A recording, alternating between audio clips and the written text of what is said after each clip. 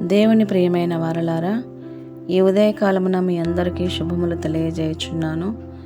ఈ దిన దేవుని వాక్య పఠనము సామెతల గ్రంథము 4వ అధ్యాయము చదువుకొందము. కుమారులారా, తండ్రి ఉపదేశము వినుడి, మీరు వివేకము నొందునట్లు ఆలకించుడి. నేను మీకు సదుపదేశము చేసేదను, నా బోధను త్రోసివేయకుడి. నా తండ్రికి నేను కుమారుడునుగా నుంటిని, నా తల్లి దృష్టికి నేను సుకుమారుడనైన ఏక కుమారుడనై ఉంటిని. ఆయన నాకు బోధించుచు నాతో ఇట్లనెను, నీ హృదయము పట్టుదలతో నా మాటలను పట్టుకొననిమ్ము. నా ఆజ్ఞలను గైకొనిన ఎడల నీవు బ్రతుకుదువు. జ్ఞానము సంపాదించుకొనుము, బుద్ధి సంపాదించుకొనుము. నా నోటి మాటలను మరువకుము, వాటి నుండి తొలగిపోకుము. జ్ఞానమును విడవక యుండిన ఎడల అది నిన్ను కాపాడును. దాన్ని ప్రేమించిన ఎడల అది నిన్ను రక్షించును. జ్ఞానము సంపాదించుకొనుటయే జ్ఞానమునకు ముఖ్యాంశము. నీ సంపాదన అంతయు ఇచ్చి బుద్ధి సంపాదించుకొనుము. దాన్ని గొప్ప చేసిన ఎడల అది నిన్ను హెచ్చించును. దాన్ని కౌగిలించిన ఎడల అది నీకు ఘనత తెచ్చును. అది నీ తలకు అందమైన మాలిక కట్టును, ప్రకాశమానమైన కిరీటమును నీకు దయచేయును. నా కుమారుడా, నీవు ఆలకించి నా మాటలను అంగీకరించిన ఎడల నీవు దీర్ఘాయుష్మంతుడ వగుదువు. జ్ఞాన మార్గమును నేను నీకు బోధించుచున్నాను, యథార్థ మార్గములో నిన్ను నడిపించుచున్నాను.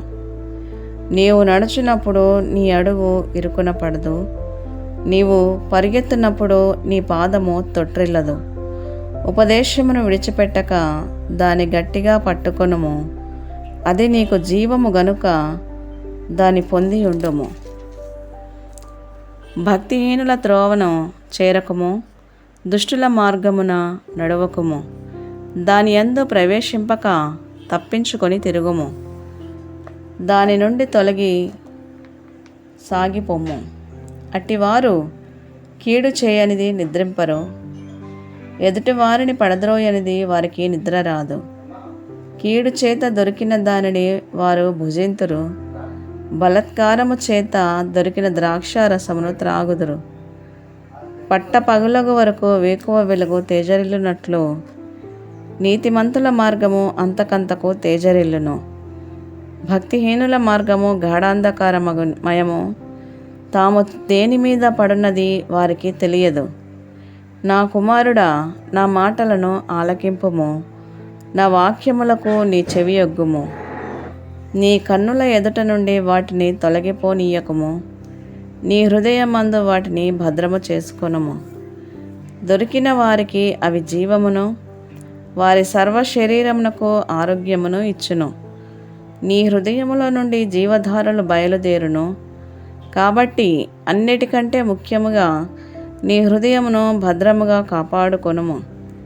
మూర్ఖపు మాటలు నోటికి రానియకము, పెదవుల నుండి కుటిలమైన మాటలు రానియకము.